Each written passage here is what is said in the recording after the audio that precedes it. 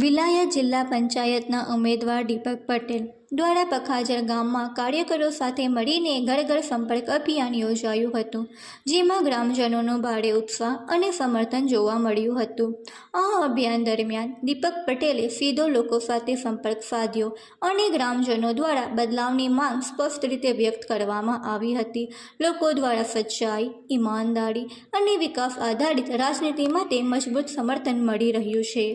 દીપક પટેલે જણાવ્યું હતું કે આ ઘર ઘર સંપર્ક માત્ર પ્રચાર નથી, પરંતુ લોકો સાથેનો વિશ્વાસ અને સંબંધ મજબૂત બનાવવાનો પ્રયાસ છે। પખાજર ગામમાં મળેલો પ્રેમ અને આશીર્વાદ અમને વધુ મજબૂતી આપે છે। તેમણે વધુમાં જણાવ્યું કે વિસ્તારમાં લોકો હવે બદલાવ ઈચ્છે છે અને ભ્રષ્ટાચાર મુક્ત તથા પારદર્શક શાસન માટે સંકલ્પબદ્ધ છે। આ અભિયાન દરમિયાન ગ્રામજનોનો ઉત્સાહ અને સહકાર જોઈ સ્પષ્ટ થાય છે કે આવનારી ચૂંટણીમાં પણ પરિવર્તનની લહેર મજબૂત બની રહી છે। દીપક પટેલ, उम्मीदवार विलायत जिला पंचायत मकसूद खिलजी के साथ फातिमा।